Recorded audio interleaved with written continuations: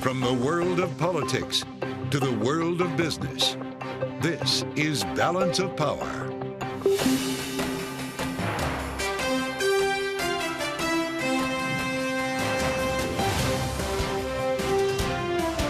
Live from Washington, D.C. From Bloomberg's Washington, D.C. studios to our TV audiences worldwide, welcome to Balance of Power. Alongside Joe Matthew, I'm Anne-Marie Hordern.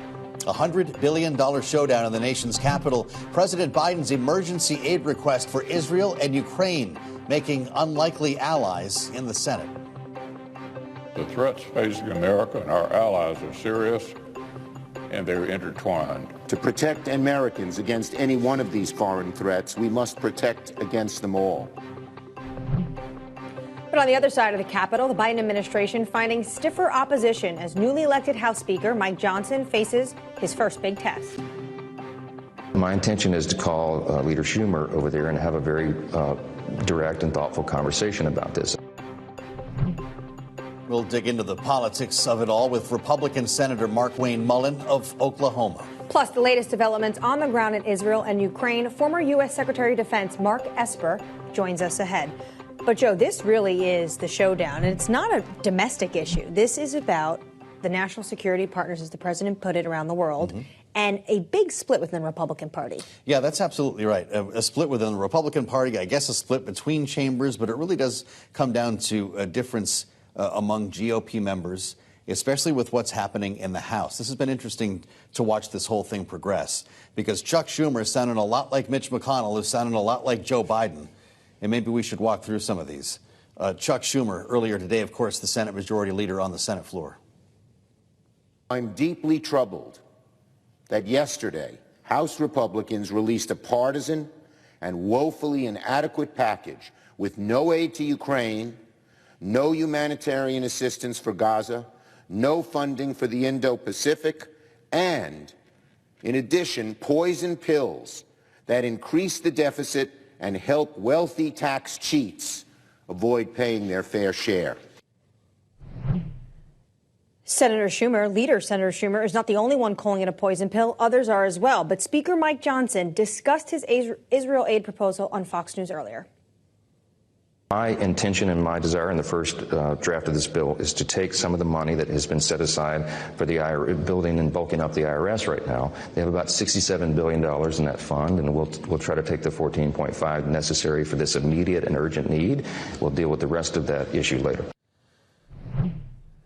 So there you have it. Joining us now around the table, Bloomberg's Wendy Benjaminson and Jack Fitzpatrick from Bloomberg Government. Great to see both of you. Well, just to be clear, for our viewers and listeners, when we talk poison pill, we're referring to the money that would come from the IRS to pay for this. Jack, is that a non-starter for a lot of lawmakers? For Democrats in the Senate, it's a non-starter. Chuck Schumer, Ben Cardin, a variety of Democrats have said absolutely that is not happening. Joe Manchin was surprisingly open to it. Maybe I shouldn't say surprisingly. He's Joe Manchin. But there are enough Democratic opponents in the Senate who say that will absolutely not happen. So that's what they see as a poison pill, the IRS measure. Maya McGinnis, though, actually said that this isn't going to work, that the IRS needs that money to boost their technology, to make sure they're actually going after the tax receipts, that they can get that so they can fund things like this. So there are fiscal conservatives who think that IRS money is actually useful. Yeah, the reason Republicans like this is they're Republicans, and they opposed providing that $80 billion for the IRS in the first place. If you're taking money out of a Democratic bill that you didn't like, that will get some political heft from the Republican side, but this may not be a legitimate pay for or offset or whatever you want to call it. You can cut money from the IRS and say that's an offset, but it's coming from the agency that raises revenue. So we don't have an independent analysis of exactly how much money you can take from the IRS before you start losing money. But to hear it from a fiscally conservative group like the Committee for a Responsible Federal Budget tells you this is not necessarily a fiscally conservative move as much as just a Republican political move. So sort of a political game, it sounds like. It plays well in a commercial, right? I mean, obviously, some members ran on defunding or even eliminating the IRS, so this is no big deal. And we heard all about armed IRS agents knocking down people's doors last year, which wasn't terribly accurate about that $80 billion. But the fact of the matter is, if you're a deficit hawk, you could actually be adding to the deficit by cutting funding for the IRS. Yes, right? there are some studies or some estimates that cutting that IRS funding actually raises the deficit. Because they're not collecting the revenue, as Anne Marie said.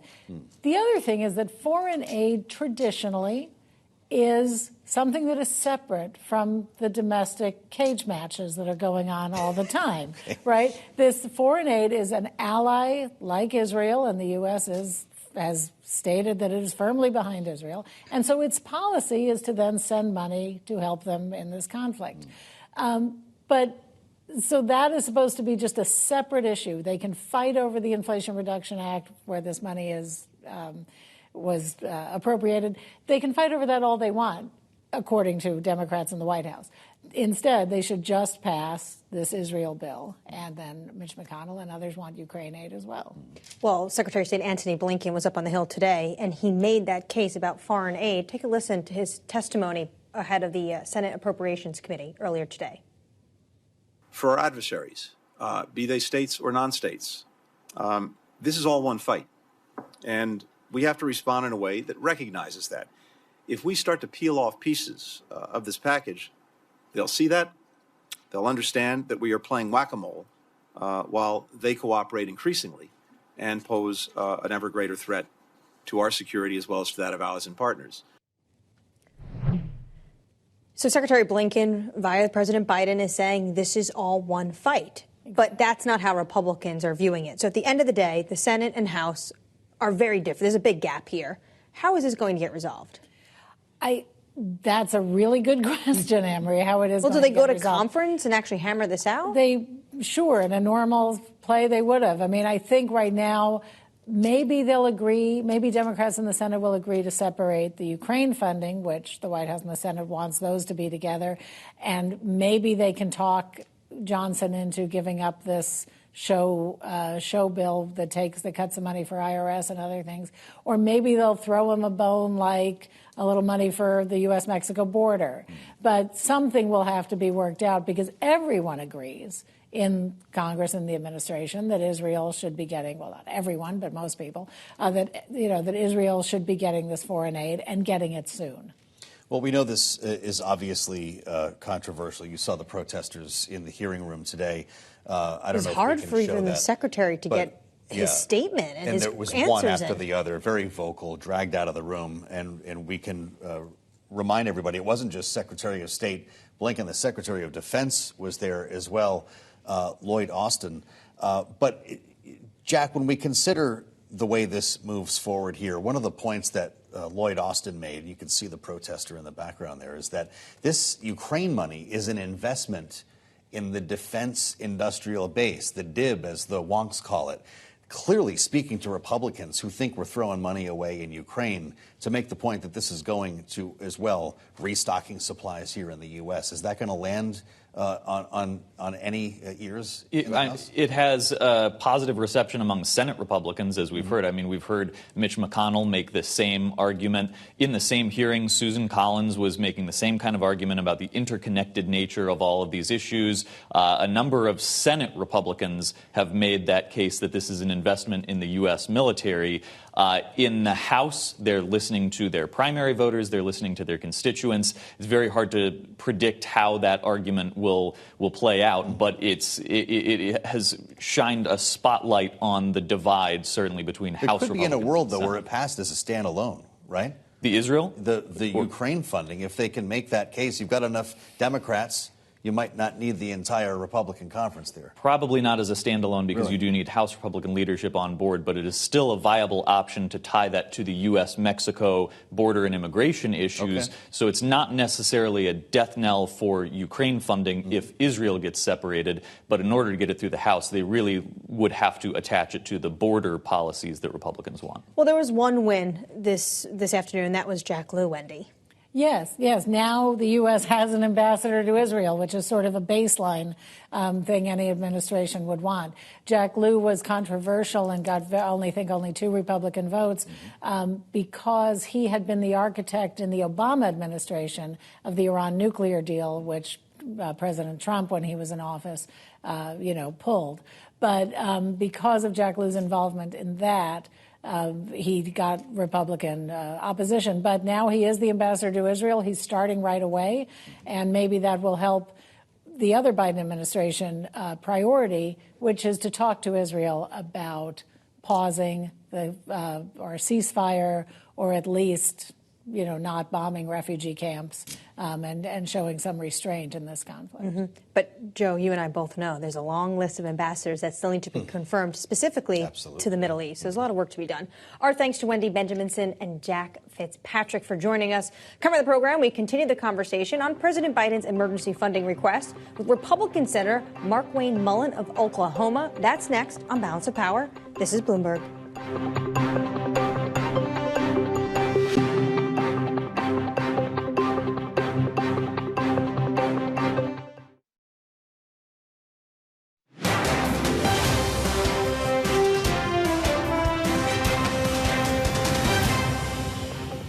Your bipartisan support ensures that we can defend America and stand by the allies and partners who magnify our strength. As President Biden has said, American leadership is what holds the world together. And if we fail to lead, the costs and threats to the United States will only grow. We must not give our friends, our rivals, or our foes any reason to doubt America's resolve. Defense Secretary Lloyd Austin there testifying before the Senate Appropriations Committee earlier today, speaking in support of President Biden's $100 billion emergency funding request. Joining us now is Republican Senator Markwayne Mullin of Oklahoma. Senator, thank you so much for joining us. You support aid to both Ukraine and Israel. And how do you see the House and the Senate closing this gap with Speaker Johnson's only Israel package? Well, listen, Speaker Johnson has to get it past the House, and I support whatever he tries to do. I'd rather see the two combined, because we have the obligation to Ukraine just like we have the obligation to Israel. And a lot of people don't realize that Ukraine is tied to the Budapest Memorandum that we signed in 1994 that basically told, not basically, it did say if Ukraine gave up their nuclear weapons, we would be there in the event that they were invaded specifically for Russia. So that Budapest Memorandum doesn't expire. And we also have a strong ally in Israel that we agreed to be there in the event that they were attacked too. And so we have dual obligations, and we, that's including us and all of our listening audience, that we're only as good as our word. And America said we're going to be there for Israel. America said we're going to be there for Ukraine, and therefore we need to be there for them both. However, if Speaker Johnson can only get Israel package done and he needs to go at Ukraine differently, then, whatever he can get done, that's his chamber. He's got to have the runway to do what he can. And then in the Senate, led by Chuck Schumer, he's going to do what he's going to do, and hopefully we can get a bill that can both get signed and into law. Well, we heard from Mitch McConnell on this, and I suspect that you see eye to eye with your Republican leader in the Senate, making the case not only for Israel but Ukraine. And he used the word intertwined. I'd love for you to listen to what he said, and we'll have you respond. The threats facing America and our allies are serious, and they're intertwined. If we ignore that fact, we do so at our own peril. The Biden administration's defense budget requests have systematically ignored these growing threats. The president's supplemental request to address multiple crises that have unfolded on his watch is a recognition of this failure. Senator, I know you serve on the Armed Services Committee, and I wonder if you could take that a step further and tell our viewers and listeners why that money for Ukraine is important, not only for Ukraine, but for the U.S. here in terms of shoring up our defense industrial base and restocking supplies in the U.S. You know more about this than most people, and we're hearing a lot of confused statements when it comes to this money. Yeah, listen, this is a lot what Leader Schumer said, and so let's unpack a little bit about him saying that it was intertwined, and that will help the defense industry understand this too. is, you know, intertwined by, I mean, our enemies are checking America's resolve right now. Make no mistake that Iran, Russia, North Korea, and China, they're in an alliance together, and they're trying to see what the resolve of America is. Are we still that same superpower that when we say something, we're going to do it? Or are we about appeasement now? Peace through strength is what Reagan said. Peace through strength is what Trump portrayed. And we haven't necessarily seen that underneath the Biden administration. It's been more about appeasement. They say a lot of times with strong words, but actions are where the truth lies, not words. And so when you start looking at the defense industry too, the defense industry plays a big role in this, right? So we're supplying Ukraine not with human assets, which is, you know, troops on the ground. We're supplying them with munitions. Those munitions we have to replenish. And a big part of the Ukrainian package is replenishing the munitions that we've spent. Now, the munitions that we're sending over to Ukraine were due to expire. If you're in McAlester, Oklahoma at noon, Monday through Friday, you hear explosions. It sounds like a thunder going off. But what we're doing is we're detonating expiring munitions. And those, before they expire, we have been sending them to Ukraine. But sometimes the stockpile you have to dig into a little bit farther than just the ones that are expiring. And that's what we've done now. And we've got to replenish that. And that is exactly what a lot of this Ukraine aid does. In fact, over half of it goes to replenishing our munitions for our own self. You've mentioned the case that you want to make to the American people. But what is the case? And you are a self-described mentor to Speaker Johnson. What's the case you're making to him? You're known as this whisperer in the House. He voted against $300 million to Ukraine that the United States has been sending for years, even under the Trump administration. He voted against that $300 million. So how can you convince him to send billions more to Kyiv? Right. Well, now, I don't claim to be his mentor. I was his mentor when he first came in, and that may have been a big negative for him. I'm not saying that's a positive for him. It's just kind of a bragging point to me that Mike's a good guy. He's sincere, he's honest as he can be, and he's a very astute to legislation. I consider him a real strong policy guy. As far as his vote against Ukraine funding, I don't know exactly what his thinking was on that. I haven't spoke to him. I'm sure he has a reason because he's very good at the details, and him and I have never sat down and spoke about it. So I really can't answer or to why he did it because we haven't had the conversation. I have to ask you as well, Senator, about some comments you made that went viral a couple of weeks back about Congressman Matt Gaetz. This was during the whole process that led to the ouster of Kevin McCarthy. Few of us can forget what you said, referring to him telling stories about his exploits with women, showing other lawmakers videos. Is that kind of behavior going to continue under this new speaker? You know, I hope not under Matt Gaetz. As I said there, by the way, that was before he was married. But Matt Gaetz he's not a policy guy or a principled individual. It's about self-promotion. And I stand by those comments 100%. In fact, what Matt came out in his defense was, hey, I haven't said more than 20 words to Markwayne. That's absolute false. But he can't deny what he did. In fact, I wouldn't be surprised if there's other people out there that could claim the same thing. In fact, there was a story that came out about it at the same time. And so I don't think Mike Johnson, Speaker Johnson, will tolerate that one little bit. But it shouldn't ever be tolerated. There's no room for that ever in the chamber. But, you know, Matt is this individual that said a lot of stuff that goes way too far. But he portrays himself as somebody he's really not. And when someone does that, they need to be exposed to who they really are, because that's the real side of Matt, not this one that's portraying himself to be some, you know, special individual that's real good and he's trying to watch out for America's interests. Matt Gaetz is about watching out for himself, and that's it. Should he be expelled? You know, that's up to his voters. He was elected by his constituents, and let his constituents decide that when they go to the polls next year. I will assume he'll probably be reelected. He's popular in his own district, but I don't think they would if they actually knew the real Matt Gaetz. How about that? Senator, we appreciate your coming on Bloomberg. Come see us at the table sometime. Markwayne Mullin of Oklahoma. Thanks, Ann. With The View from the Senate. Absolutely. Coming up, a mega merger in the airline space going to trial today. We'll have that next on Balance of Power. This is Bloomberg TV.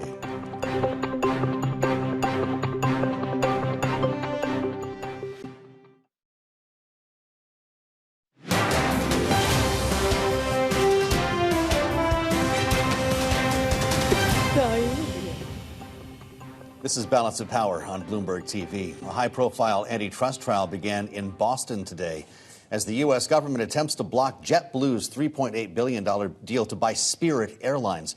The court proceedings kicking off the same day JetBlue reporting results. And Bloomberg's Kaylee Lyons is here with a look at all of it. Hi, Kaylee. Yeah, Joe, today didn't go very well for JetBlue, at least from a share price perspective. The stock had its worst day in more than a year, now at the lowest level since 2011 after reporting earnings. And I actually shouldn't say earnings because they reported a loss, a wider one than expected. They also forecast a wider loss than expected for the current period and said revenue could drop anywhere between 6.5% and 10.5%. There's a few reasons for this. The company's CFO pointing to what she called the sheer magnitude of air traffic control and weather-related delays. She described it as staggering in the statement. And the company's president and COO also pointed to industry capacity outpacing domestic demand. So basically, too many seats, not a lot of people who want to fill them. Analysts today called the results weak and disappointing, but also Citi was pointing to concern around that trial you mentioned, Joe, because JetBlue is trying to buy Spirit for $3.8 billion. And the DOJ, along with 6 states in Washington, D.C., have contested that on antitrust grounds. Now, what JetBlue and Spirit say is that this deal, this consolidation will actually help them to compete with the so-called Big Four airlines, American, United, Delta, and Southwest. They together comprise about 80% of the market share, whereas JetBlue and Spirit, for their parts, have 4.6 and 2.7% respectively when you look at the share of ticketed airline revenue in the U.S. What the DOJ, though, says is that consolidation is ultimately going to mean higher fares for consumers. In the opening statement, they said that JetBlue is counting on the fact that eliminating Spirit and the competition Spirit provides will allow them to increase fares. To kind of counteract that, JetBlue has offered to sell off essentially gates and slots at airports in competitive markets to other low-cost carriers like Frontier, for example. The government, though, says it's not enough, and ultimately the market looks like it believes the government's the one that's going to win here because Spirit shares are trading well below the north of 30% or $30 per share offer price that JetBlue made. They closed today at $11.47. So the ARBs are telling you this is not going to go through. It also speaks to potentially what airline consolidation means for the future. If this is what JetBlue is dealing with Spirit, and then if this falls apart, they owe Spirit a ton of cash. Yeah. But what does that mean for these other carriers that are potentially looking to compete with some of those majors you mentioned? Well, it shows that consolidation in this industry is going to be really difficult to actually accomplish going forward, considering there's been so much of it already, which is why just 4 carriers have 80% of the market share. And this is something that is likely to get a critical eye in the future. Remember, initially it was Frontier that was trying to buy Spirit, and JetBlue outbid them, and yet JetBlue might not be able to pull it off. You know what? For how much we pay on airfare tickets, they should be nicer. I was going to say, can we just do something about the delays? Yeah. Just get the crew to the gate. Yeah, I agree. Like the same day as the flight. All right, Kaylee Lyons, thanks for bringing us that. Coming up, former Secretary of Defense Mark Esper will join us. This is Bloomberg.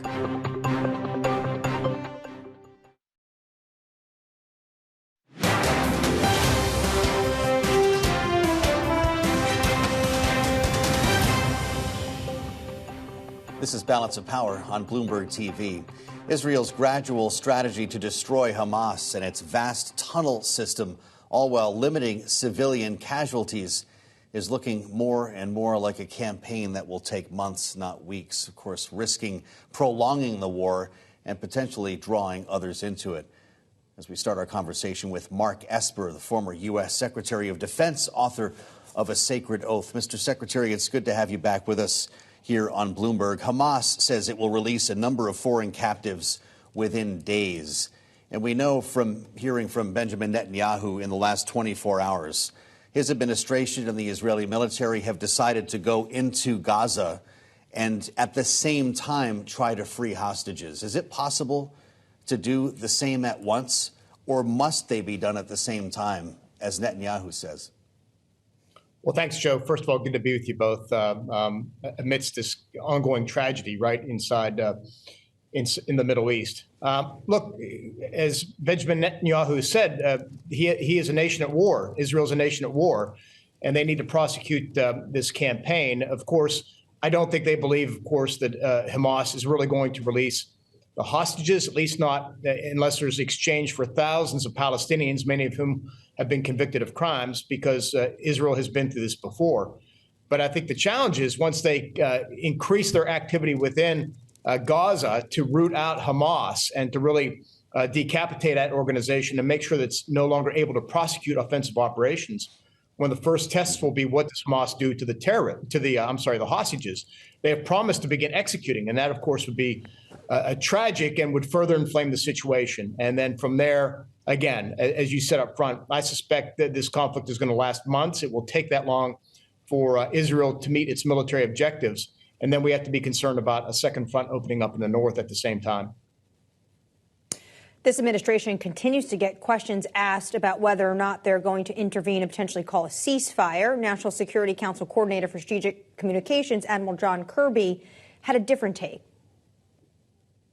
Our concern with that is that Hamas benefits to the tune of being able to refit, renew themselves, plan and execute additional attacks. And as I said yesterday, right now is not the time for a general ceasefire. It is, however, the time to consider pauses in the fighting.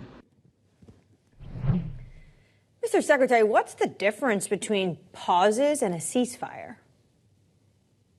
I think there is a difference. I think, first of all, Kirby is right that a ceasefire would allow Hamas to refit, reorganize. And by the way, they are still continuing to employ rockets against Israeli cities, even to this day, attacking civilian targets. So I think a ceasefire would convey something longer than maybe a 3 or 4 or 5 hour pause that might allow more aid trucks to get into southern Gaza. In my understanding of it, that's what it would be. So, but there's clearly not even an interest by Israel right now to do that, because I think they feel they have Hamas on the ropes, at least to some degree. They're in Gaza itself now. They continue to strike targets today. They, of course, hit that senior Hamas leader, who they believe was a significant figure in the October 7 attacks on Israel. So I think that they are closing the noose, if you will, around Hamas in northern Gaza, and they do not want to relent. I want to ask you about the case that's being made for funding here in Washington. You know this side of the business as well as anyone. A massive supplemental budget request north of $100 billion from the White House. And there's an argument about whether this should all go through as one big bill, or Israel gets a vote, Ukraine gets a vote, Taiwan and the border in some form. We're not exactly sure how that's going to go here. But the argument is being made that the money for Ukraine will help to invest in our defense industry here at home and replenish stockpiles in the U.S. You've worked a long career, not only in the military, but in the defense space with your past, I believe, at Raytheon, which is involved, for instance, in restocking the Iron Dome. What do our viewers, what do investors need to understand about that part of the argument? What would come from that money here in the U.S.? Right. Well, first of all, I think it's important that all pieces of the package get approved. They're important in various ways, in different ways, to our allies and partners, and of course to us as well. So I think supporting a combined package that helps Israel and Taiwan and Ukraine and our southern border really enhances our national security and sends the right signals, particularly to our adversaries in Beijing and Russia, about the seriousness of these matters and about our ability to come together as a political body to do so. Look, I think the argument to break some of it up may be politics. Republicans clearly aren't all unified around Ukraine, and of course, calling out the Israeli funding would divide Democrats. So there's politics involved there as well. But look, at the end of the day, the argument that much of this does come back to the United States is true. It's invested in American companies, American workers, who are building these weapons, these munitions, this equipment that is used not just by Israel, but by Ukraine, by Taiwan, and by our NATO allies and others. So it is, in many ways, a reinvestment back into our economy. It helps build the defense industrial base, which we've now realized too late in some ways, that long wars still occur, and that if we're going to prepare for a future fight against China, we need to be building and rebuilding our defense industrial base now, in order to be able not just to surge, but to build the stockpiles requisite for what could be certainly a long conflict that I will think is going to happen in Ukraine, is happening in Ukraine, but also any type of future conflict with China. Well, speaking of the industrial base, we heard from the Pentagon earlier this hour. They're sending 300 more troops to the Middle East. They will not disclose the location of those troops, but Brigadier General Pat Ryder said, quote, they are not going to Israel. Where do you think those troops are going? They're most likely going to our partners in the Middle East. Think about Saudi Arabia, Bahrain, Kuwait, Qatar, where we have major bases. We have over 40,000 service members in the Middle East. When the Trump administration was facing off against Iran, I had to make many of these similar moves. It's what we call setting the theater, being prepared to defend our bases, our allies and partners, and if need be, to counterstrike if Iran does something. So what this does is send me the signal that the Pentagon is preparing for this, that they're taking seriously the rhetoric coming out of Tehran, and maybe they have, I'm sure they have access to intelligence as well. But I think they're taking necessary precautions in case this conflict between Israel and Hamas really expands, not just between Israel and Hezbollah in southern Lebanon, which I suspect likely will happen. But if Iran gets involved as well, that'll really be a regional conflict at that point. Do you think this has anything to do with the fact that the Houthis attacked Saudi Arabia over the weekend and are now claiming that they are also at war with Israel? Well, look, Iran is controlling all this. These organizations, whether it's the Houthis in Yemen, Hamas in Gaza, Hezbollah in southern Lebanon, or, the Shiite militia groups in Iraq, they're all under the control and direction and funding in many ways of Tehran. So they're doing something either at the behest of Tehran or they're taking actions with their tacit support. So this is just how Iran continues to cause mischief throughout the Middle East and keeps not only Israel off guard, but also keeps us on the watch as well. Over the last 2 weeks or so, over 24 U.S. service members have been injured in over 24 attacks against U.S. installations in both Syria and Iraq. And of course, all this goes back to Iran as well. So there's a lot to be concerned about. I think we need to be sending a sterner message back to Iran. And frankly, I think the administration did the right thing by striking back the other day against Shia militia or IRGC targets in those locations. I think they frankly should have done so sooner and should continue to do so if we're going to keep Iran in check. All right, former Secretary of Defense Mark Esper, thank you so much for joining us and your insight. Coming up, Speaker of the House Mike Johnson saying he expects the House to pass a standalone Israel funding bill this week. More on that next. This is Bloomberg.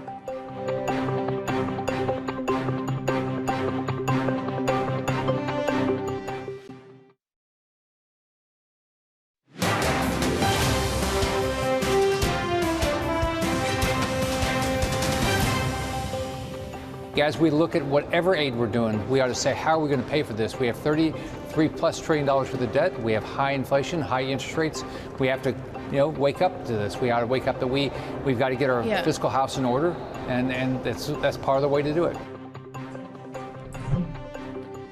Florida Senator Rick Scott speaking earlier today on Sound On with Joe and Kaylee as Republicans grapple with the Biden administration's $100 billion emergency funding request for Israel and Ukraine. For more, let's bring in Stephanie Murphy, former Democratic Congresswoman of Florida, and Lisa Camusa Miller, partner at Reset Public Affairs. Thank you both, ladies, for joining us. Let's start with you, Congresswoman, because you would understand what conversations are happening right now. Yes, this is a big fight within the Republican Party, but you see Speaker Johnson, what he wants to do is very different than, say, what Minority Leader Mitch McConnell wants. Yeah, I think it always starts out that way, whether it's across chambers or even within the House. And these are negotiating positions, right? So he wants to, in the House, they want to do it as separate bills. But eventually, I think, however you need to do it to get it through and across the finish line is the best approach. It'll be interesting to see whether or not Speaker Johnson can get the votes with the approach he has, because by putting the IRS pay for into the Israel bill, I think he's lost a lot of support that he would have otherwise gotten from Democrats. And I know that not all of the Republicans are on board with any funding for Israel. So it'll be interesting to see how he cobbles together the votes to get this. Well, so is this going to be a problem? Does it slow the delivery of aid? What do you make of this new speaker going up against Mitch McConnell in his first week on the job? Well, I think, to the Congresswoman's point, I think that this is the kind of thing that he's going to have to do in order to get things to move. So he's just dealing with reality. Yeah, I think so. And also, too, the House and the Senate, they work very differently. So I do think that the new speaker is very focused on doing the right thing and getting this done. I think he sees all of the contours of that, but he also knows that he's got a conference that he's going to have to work with in order to make sure that this all gets done in the right way. So if he decides to pass this, say it passes on Republican votes, which potentially also that majority is getting slimmer. Yes. Do they go to conference? Is there an actual conference that happens, or is this how does him and Mitch McConnell work it out? Because they seem like the gap is just so far apart at this moment. Well, I don't know if it goes to conference, Anne-Marie. I don't know how that contour would happen, to be honest with you. I mean, I think that there's going to have to be some agreement. We're going to have to move quickly. I mean, this is a situation. So regular that is orders evolving pretty much very thrown fastly. out the window. It seems like that's a possibility, yes. Let's hear from the speaker, because it's not just the way these are being split up, but the way it would be paid for, Anne-Marie, the idea of offsets. He spoke about it, Mike Johnson, on Fox News. Listen. My intention is to call Leader Schumer over there and have a very direct and thoughtful conversation about this. I understand their priority is to bulk up the IRS, but I think if you put this to the American people and they weigh the two needs, I think they're going to say standing with Israel and protecting the innocent over there is in our national interest and is a more immediate need than IRS agents. I know the IRS is an easy target. But can we talk about what some of these people are actually doing? Because there was a big conversation about armed agents knocking down doors about a year ago. We're actually talking about one of the most underfunded agencies in the government. People who are lifelong government workers, call them bureaucrats or whatever, dealing with like old Windows 95 machines and printers that have no toner. Do we need to do a better job talking about where that money is going? And is it the right time to divert it here? I think that is absolutely what's going to happen on every level. I mean, the fact that the administration hasn't talked more openly about Ukraine funding and how the Ukraine funding would be allocated and how it would be used, I think that's the biggest problem, is the communication problem that's happening from the White House to the House of Representatives. And that's why you're seeing the House GOP be so unhappy about that funding, because they feel like they just fundamentally don't understand it. So maybe that's what it is. Maybe we've got a communication problem. Joe. Wouldn't it add to the deficit, though, if we determine that, if we take money away from the IRS? It's an insane approach to basically underfund your revenue center. IRS collects the revenues that help us pay for all of these things. And because they've been underfunded for so long, you've seen massive amounts of fraud with the COVID programs. And you also see a lot of money that isn't collected, and we're running a deficit. So we really do need a well-functioning IRS that collects those revenues. No business would ever underfund their revenue center. This feels very political. The Committee for Responsible Federal Budget, this is what they put out. Yeah. They said in a statement that, quote, paying for new spending by defunding tax enforcement is worse than not paying for it at all. Instead of costing $14 billion, the House bill will add upward of $30 billion to the debt. Instead of avoiding new borrowing, this plan doubles down. That's Maya McGinnis? Maya McGinnis. So she's saying this actually doesn't work. But to Lisa's point, Congresswoman, has the administration done a good enough job to explain to Americans why they should be funding Ukraine? Because the polls continue to show that Americans are concerned. What's the end game? You know, the IRS funding is going to pay for Israel, and then Ukraine is a separate request. And I think there needs to be more communication to the American people about why we are spending money overseas. There is a bit of isolationism that is taking hold here in the United States. And in order to help people understand that our best interests, our national security is at stake here as well. Mm-hmm. We have a lot more to talk about with our panel. Coming up, Senate Democrats plan to vote to authorize subpoenas in their inquiry into Supreme Court ethics. We'll be back with our political panel with more on that. This is Balance of Power on Bloomberg TV.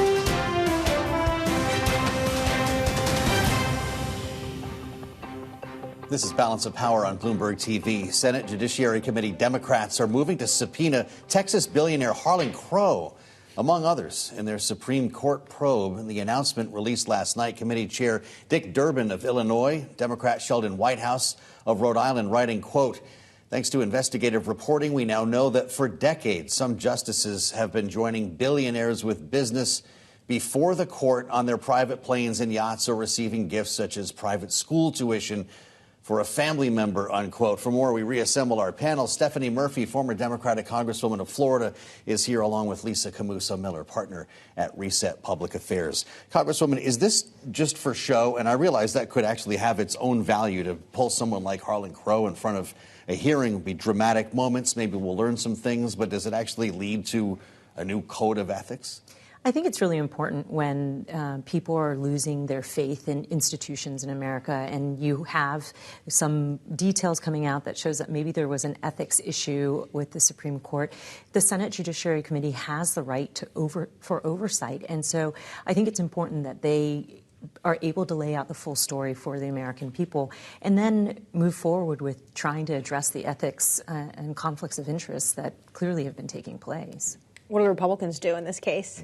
I think the Democrats took a page out of the Republicans' book on this one, right? I mean, they've been complaining for all this time that all the Republicans are doing is oversight, and then the Democrats in the Senate are doing the same. So to me, I don't know. I mean, I think we should probably get back to like getting the budget done and funding the government. The Senate hasn't done anything while the House was agitating over who was going to be the speaker. I mean, there's a lot of work to be done, and I do think this is a priority, but it's probably not priority one. There's some pretty outrageous reports, as you saw, with the yachts and the fishing trips to Indonesia and the tuition. We could go on and on. Houses. The houses. I mean, they look like great vacations. I wouldn't hold that against anyone, I guess. But in this case, is it about keeping the conversation going here? Dick Durbin's been very concerned about this, and it seems clear that the court is not going to police itself. Yeah, I mean, I don't disagree. This is his job, and this is what he ought to be doing. We also have maybe another senator from a state that I'm from that has a gold bar problem underneath his bed that also maybe they're trying to deflect some of the attention from, right? Okay. Well, speaking of a senator from your state, there's a congressman from my state that's also struggling at the moment, who's dealing with a litany, a slew of allegations against him. I'm talking about George Santos. He pleaded not guilty on Friday, but there's an expulsion request for him. Should Republicans expel him? Because once they do that, their majority is really starting to just wither away. It's already so narrow, Anne-Marie, that it seems to me like maybe this is the concern. I know I heard the speaker say that until he's found guilty, that we need to just let the courts and the work play out there. But let's face it, nobody's working with George Santos. He's an obstacle and he's a distraction. And so I hope that this gets taken care of very quickly so we can get back to work. Could you see this actually leading to expulsion? I suspect Democrats will vote to expel. Would enough Republicans take that stand? My guess is that since this came from a Republican offered this expulsion. My guess is that they will have enough votes. And what about Representative Tlaib as well? That one, I think, falls on down party lines more. And same with the Marjorie Taylor Greene. Yeah, those are both censure resolutions, which would carry, obviously, a different penalty. But to see either of them censured for commentary about Israel would be unlikely in your view. I don't think so. And besides that, we're protected by speech and debate when you're a member of Congress. And so, you may not like what they said and you may not agree with it, but I think it's a dangerous precedent to, censure people who are members of Congress. And that one is also, it came from the other party as opposed to this expulsion of Santos. It came from the Republicans trying to take care of their own situation. Right. Congressman D'Esposito, who borders him, said this is going to catch like wildfire. There were a lot of whereas in that resolution. It was a long list against George Santos. But the issue, Lisa, and I know you think no one's really working with him. He's not legislating maybe in the more traditional way we would see from lawmakers. But he is a vote. He voted for Johnson. Yep. He is a vote there to get certain things over the finish line. Wasn't he the last vote on Speaker McCarthy's 15 round? Put him over the top. It must be difficult for some of them. I think, yes. I think it definitely is difficult. When it comes down to the numbers. Yes. Right. But you don't think he belongs? I also think, too, as the senator said earlier today to you, like maybe it's time to let the voters make the decision. We're almost to 24. I mean, by the time this gets done, it's probably Election Day anyway. So Fair enough. Fair enough. Is anyone going as George Santos tonight? Nobody here? No. I mean, we got to get the kids out to go trick-or-treating, right? Is everyone going from here? You're going to be answering the door later? Yes, answering the door. Congresswoman, you're on the road, of course. Yeah, I'm on the road. Maybe a costume party. I think we have photos of lawmakers, though, that brought their dogs to Congress. Everywhere in Washington. This is, it was the White House last night. Look at this. This was the paw parade, the bipartisan parade. Very funny. I saw a dog dressed as an omnibus. Love it. Oh, wow. How does that work? An omnibus. Okay. I guess these are single-issue dogs. It's well done, Em. Our thanks to joining us, Stephanie Murphy and Lisa Camuso-Miller, of course. Check out the Washington Edition newsletter on the Terminal 9 for all these stories, maybe even the bipartisan. Yeah. We need costumes. Thanks for joining us on Balance of Power. Happy Halloween. We'll do this again tomorrow, only on Bloomberg.